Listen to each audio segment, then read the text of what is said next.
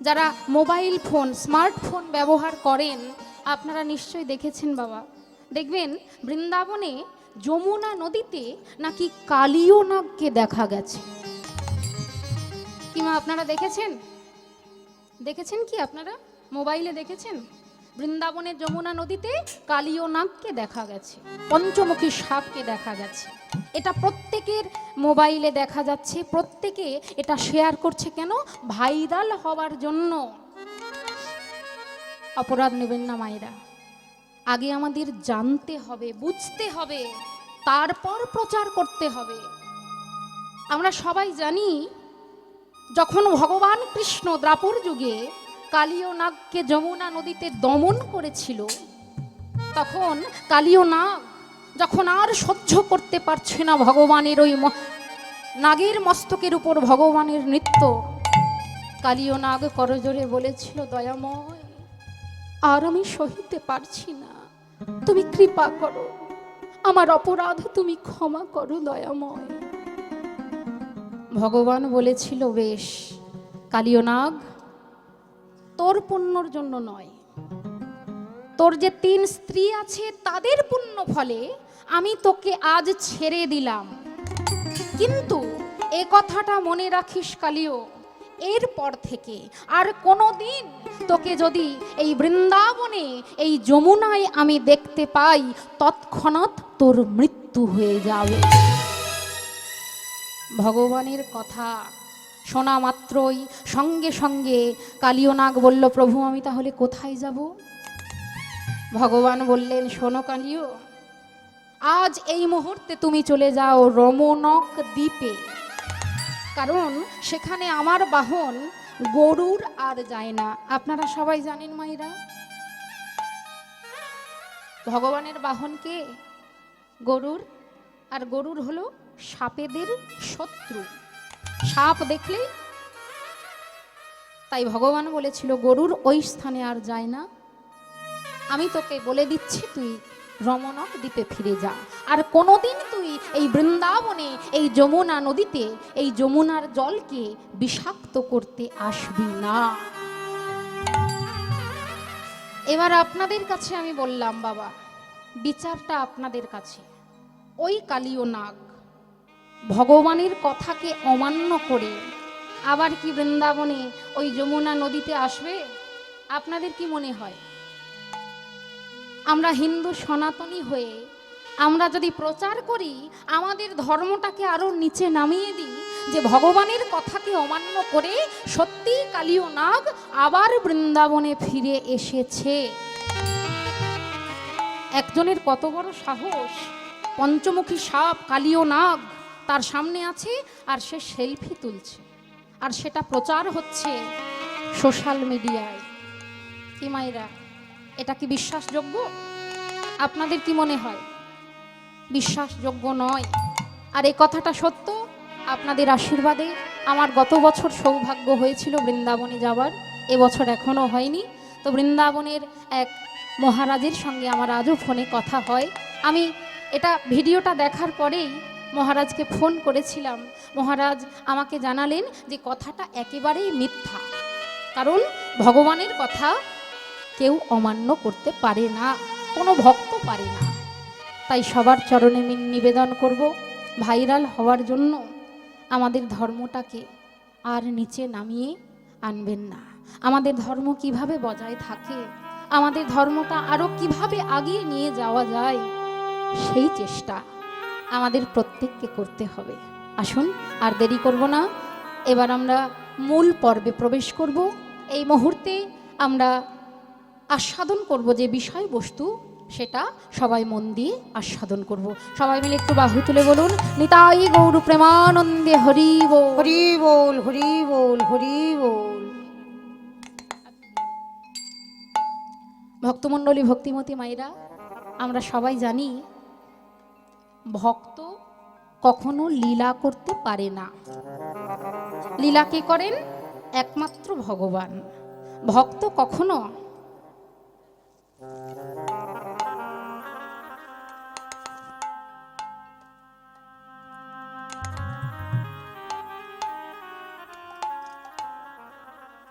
ভক্ত কখনো লীলা করতে পারে না, লীলা করেছিলেন একমাত্র আমার ভগবান। আজ আমরা জয় রাধে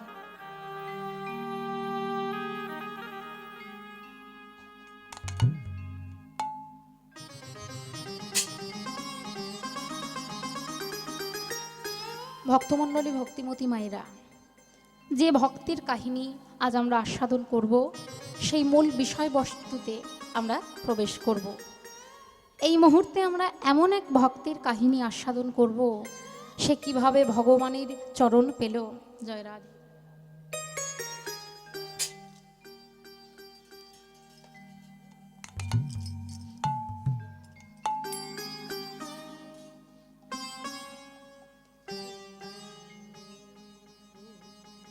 সেই ভক্ত কিভাবে ভগবানের কৃপা পেল, কিভাবে ভক্ত ভগবানকে পেল, তার চরণ সান্নিধ্যে এলো, সেই কাহিনী আমরা আস্বাদন করব মায়েরা।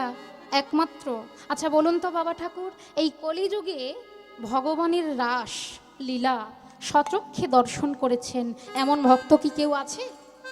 কারোর নাম জানেন আপনারা? কেউ পারেনি, কারোর সৌভাগ্য হয়নি, কিন্তু একজনের সৌভাগ্য হয়েছিল। সেই ভক্তের যার কাহিনী আজ আমরা আস্বাদন করব, তার মনে এত সরলতা, যে সরলতার কারণে সে শিশুকালেই ভগবানের চরণ পেয়েছে। আসুন সবাই মিলে মন দিয়ে আস্বাদন করি। তার আগে প্রত্যেকে দুটি করজোড়ে একাগ্র চিত্তে পরম বৈষ্ণব সদাশিব ভোলানাথকে স্মরণ করে বৈষ্ণবের কৃপা পাওয়ার চেষ্টা করব। তারপর আমরা মূল বিষয়বস্তুতে প্রবেশ করব। প্রত্যেকে দুটি করজোড়ে, মায়েদের কাছে অনুরোধ, বাবাদের কাছে অনুরোধ, দয়া করে সবাই দুটি করজোড়ে।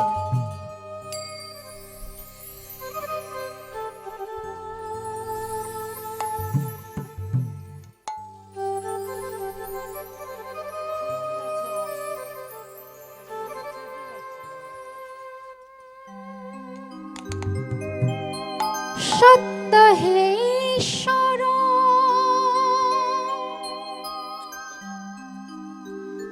শিব হে জীবন সুন্দর হে সংসার হে तीनों लोग है तुझ में तेरी माया अपरंपार है।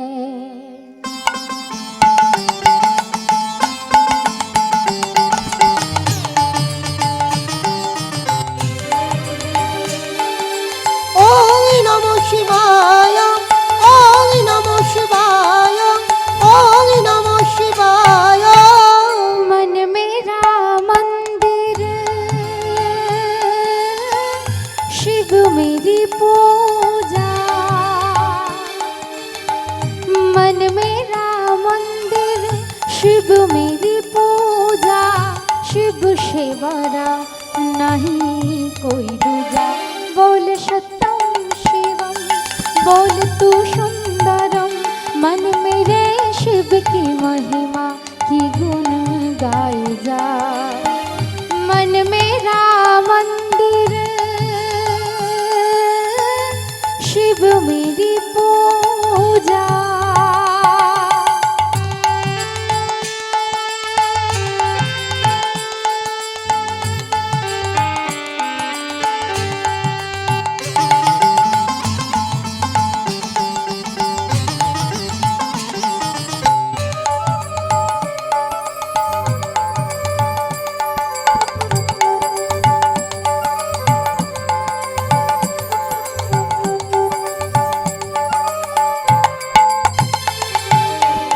पार्वती जब सीता बनकर जय श्री राम की सम्मुख आई,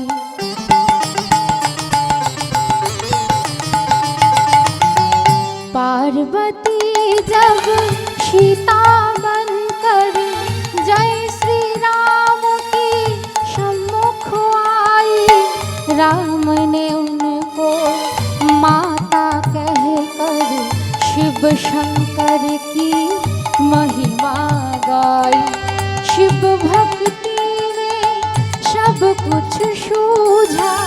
शिव भक्ति में सब कुछ सूझा, शिव से बड़ा नहीं कोई दूजा। बोल सत्यम शिवम, बोले तू सुंदरम, मन मेरे शिव की महिमा की गुण गाए जा। मन मेरा मंदिर, शिव मेरी पूजा।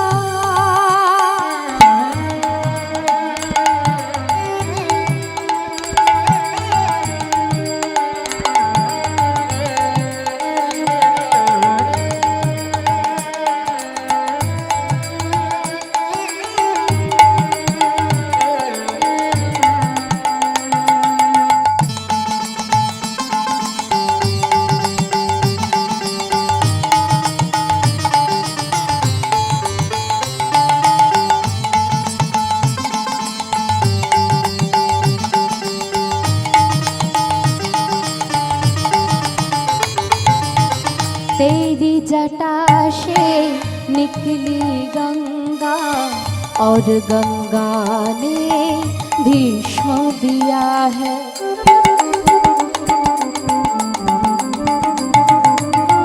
तेरी जटा से निकली गंगा और गंगा ने भीष्म दिया है।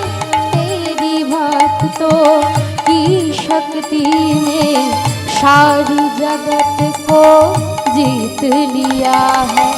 तुझको सब देवों ने पूजा, तुझको सब देवों ने पूजा, शिव से बड़ा नहीं कोई दूजा। बोल सत्यम शिवम, बोल तू सुंदरम, मन मेरे शिव की महिमा की गुण गाए जा। मन मेरा मंदिर, शिव मेरी पूजा।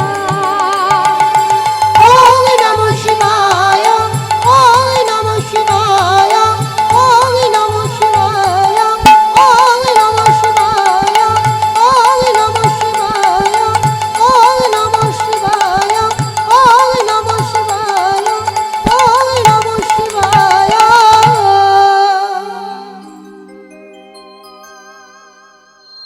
পরম বৈষ্ণব সদাশিব ভোলানাথের চরণকে আশ্রয় করে এবার আমরা মূল আস্বাদনের বিষয়ে প্রবেশ করছি।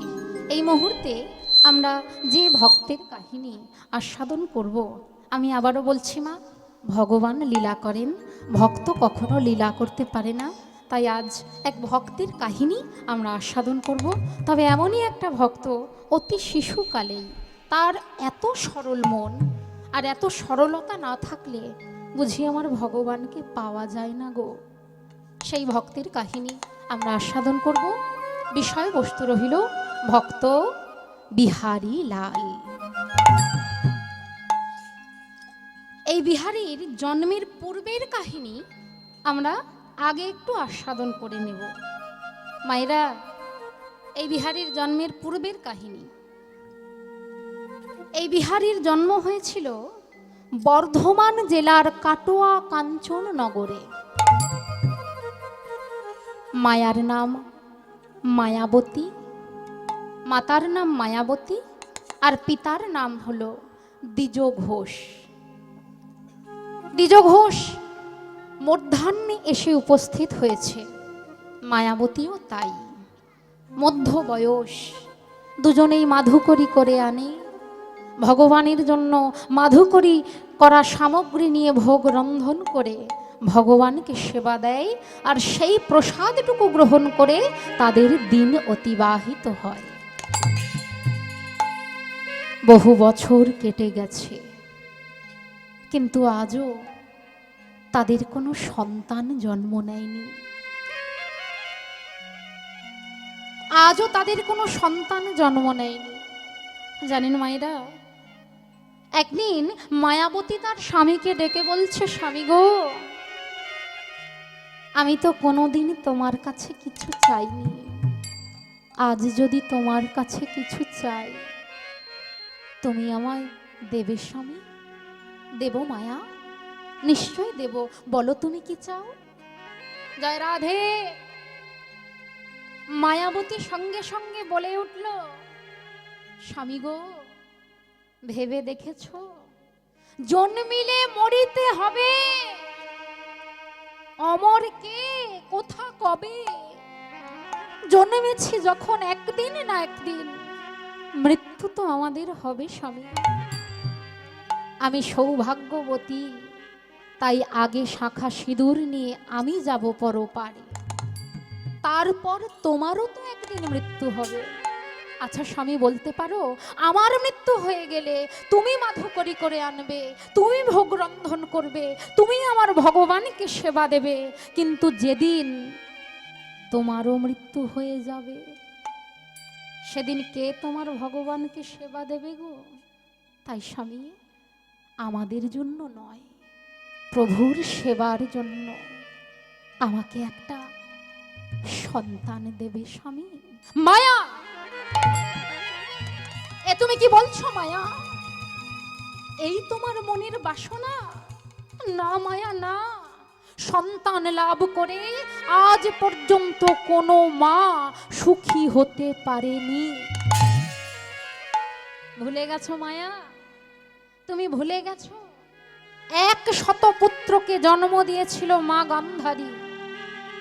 কি গো মায়া, পেরেছিল মা গান্ধারী সুখী হতে? তুমিও পারবে না মায়া, সন্তানের জন্ম দিয়ে সুখী হতে পারবে না। কিন্তু কিন্তু স্বামী, আমি তো 100 পুত্র চাই না,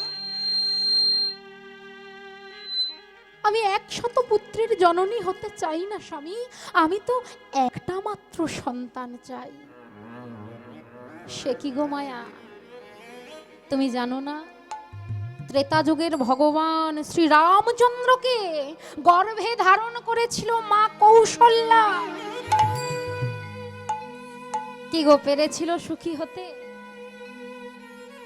14 বৎসরের জন্য পিতৃ আজ্ঞা পালনে মাকে কাঁদিয়ে বনবাসে চলে গিয়েছিল, মা কিন্তু সুখী হতে পারেনি। আর তুমি তো সামান্য মানবী মায়া, সন্তানের আশা ত্যাগ করো। বেশ স্বামী, আর কোনোদিন তোমার কাছে আমি কিছু চাইব না, কোনোদিন সন্তান চাইব না, আমি কথা দিলাম। ও মায়েরা, যে মায়েদের সন্তান হয় না তারাই একমাত্র বোঝে মা ডাকে সুধা ঝরে, মা ডাকে মধু ঝরে। যার সন্তান নেই সে বোঝে সন্তান না হওয়ার জ্বালাটা কত বড়। মনের কষ্ট মনের মধ্যে চেপে রাখলো মায়া, কিন্তু স্বামীকে কিছু বলল না। একদিন ভগবানের ভোগ নিবেদন করবে বলে প্রভাতকালে কলসিটি কাঁখে লয়ে বাবা মায়াবতী নদীতে জল আনতে গিয়েছে। আমা, এখনকার দিনের মতো তখনও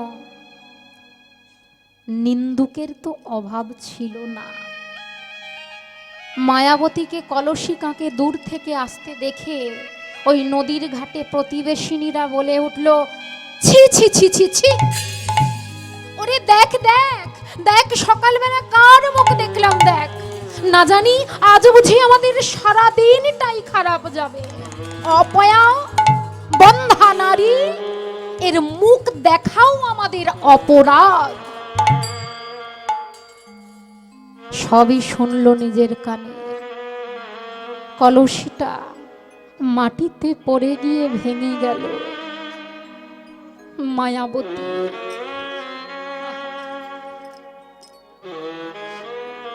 ছুটতে ছুটতে গেল গৃহে, স্বামীর কাছে নয়, মন্দিরে ঢুকে মন্দিরের দরজাটা ভেতর থেকে বন্ধ করে দিল।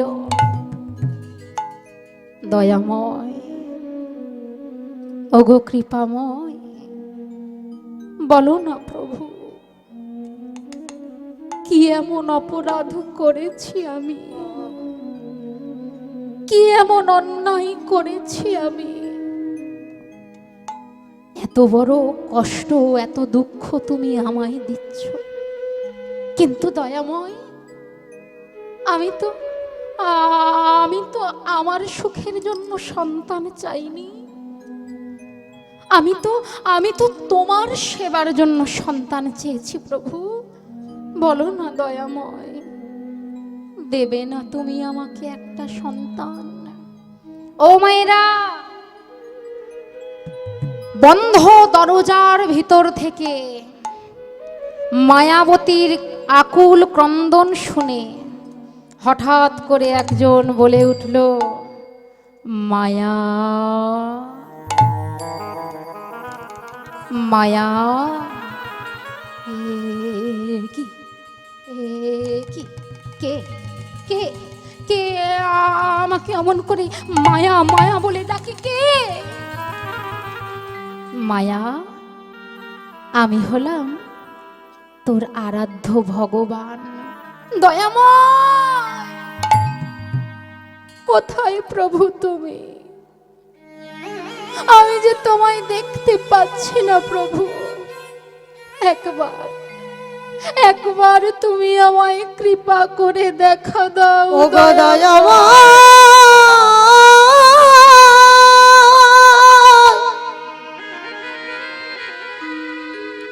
আমি যে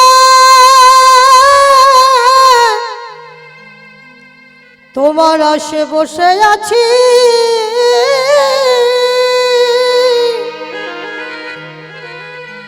তুমি আমার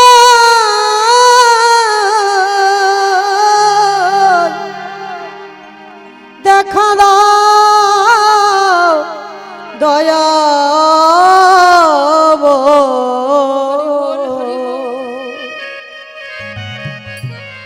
আমি শুনেছি তুমি নাকি করুণাময়, তুমি দেখা